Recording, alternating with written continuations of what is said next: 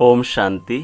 15 अक्टूबर के सभी पॉइंट से पहले देखेंगे आज की मुरली की हेडिंग। बाबा ने कहा, मीठे बच्चे, तुम सबकी आपस में एक मत है। तुम अपने को आत्मा समझ एक बाप को याद करते हो तो सब भूत भाग जाते हैं। आज की मुरली से विशेष प्रश्न है। बाबा ने कहा, पद्मा पदम भाग्यशाली बनने का मुख्य आधार क्या है? उत्तर है, जो बाबा सुनाते हैं उस एक एक बात को धारण करने वाले ही पद्मा पदम भाग्यशाली बनते हैं। जज करो बाबा क्या कहते हैं और रावण संप्रदाय वाले क्या कहते हैं। बाप जो नॉलेज देते हैं उसे बुद्धि में रखना, सुदर्शन चक्रधारी बनना ही पद्मा पदम भाग्यशाली बनना है। इस नॉलेज से ही तुम गुणवान बन जाते हो। आज की मुरली से पहला मुख्य पॉइंट है रूहानी बाप। अंग्रेजी में कहा जाता है स्पिरिचुअल फादर। सतयुग में जब तुम चलेंगे तो वहां अंग्रेजी आदि दूसरी कोई भाषा तो होगी नहीं। तुम जानते हो सतयुग में हमारा राज्य होता है, उसमें हमारी जो भाषा होगी वही चलेगी। फिर बाद में वह भाषा बदलती जाती है। अभी तो अनेकानेक भाषाएं हैं। जैसा जैसा राजा वैसी वैसी उनकी भाषा चलती है। अब यह तो सब बच्चे जानते हैं।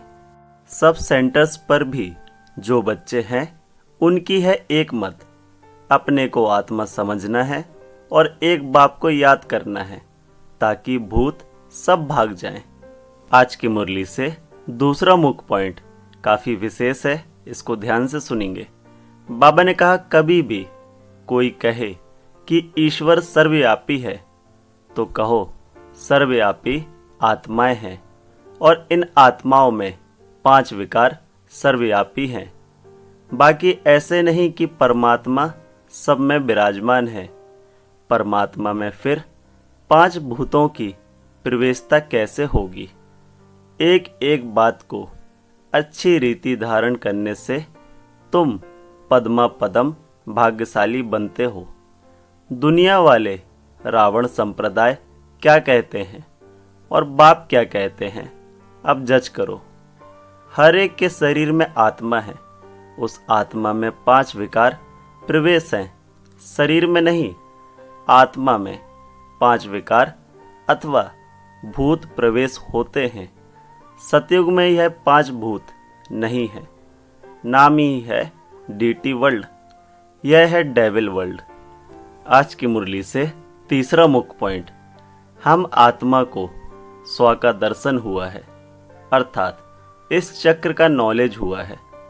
उठते बैठते चलते तुमको यह नॉलेज बुद्धि में रखना है। बाप नॉलेज पढ़ाते हैं। यह रूहानी नॉलेज बाप भारत में ही आकर देते हैं। कहते हैं ना, हमारा भारत। वास्तव में हिंदुस्तान कहना तो रॉन्ग है। तुम जानते हो भारत जब स्वर्ग था तो सिर्फ हमारा ही राज्य था और कोई धर्म नहीं था। न्यू वर्ल्ड थी, नई दिल्ली कहते हैं ना। दिल्ली का नाम असल दिल्ली नहीं था, परिस्तान कहते थे। तो सतयुग में दिल्ली का नाम क्या होता है? परिस्तान। अभी तो नई दिल्ली और पुरानी दिल्ली कहते हैं।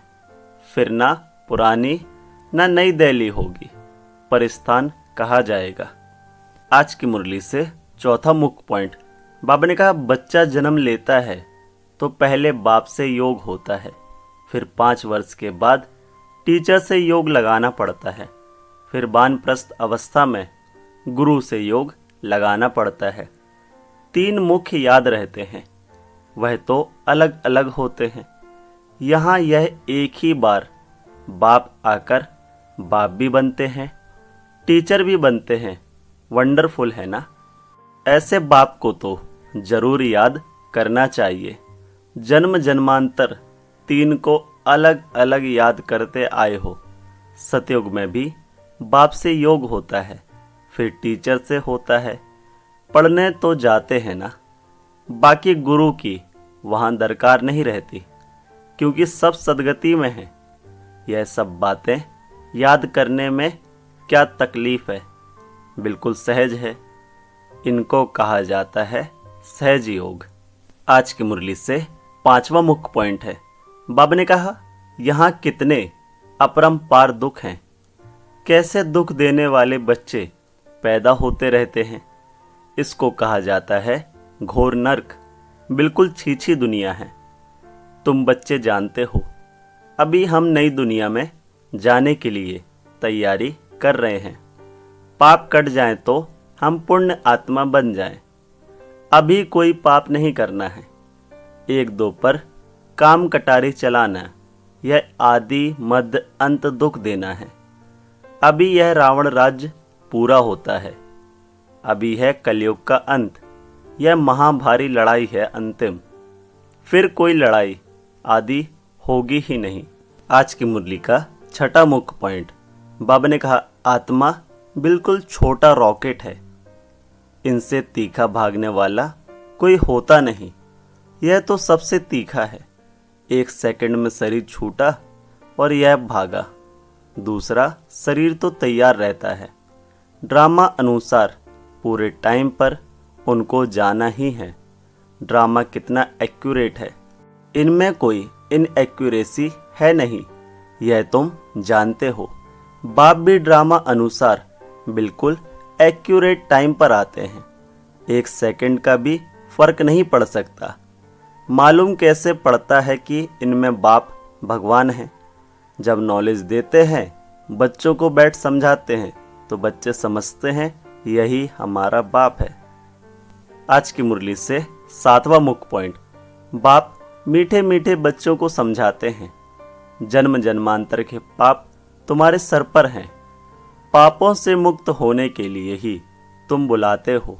साधु संत आदि सब पुकारते हैं, हे पतित पावन।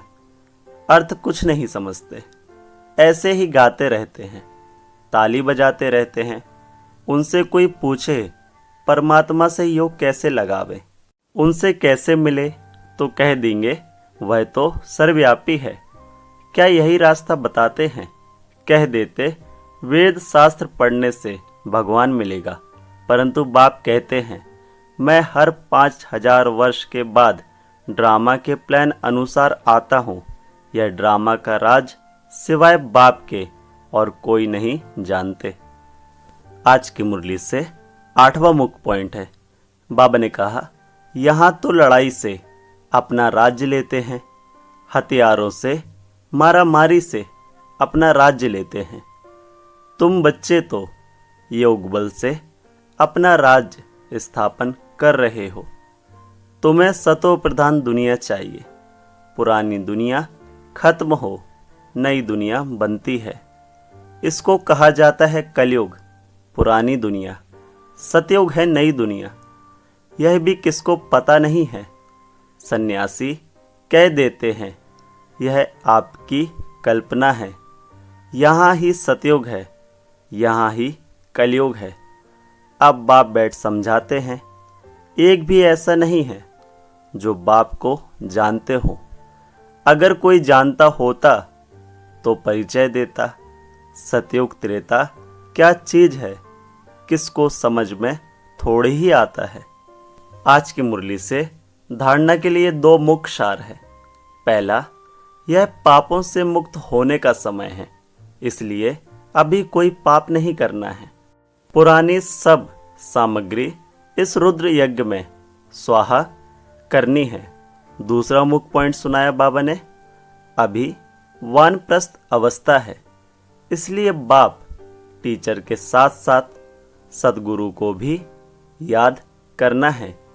स्वीट होम में जाने के लिए आत्मा को सतो प्रधान अर्थात पावन बनाना है।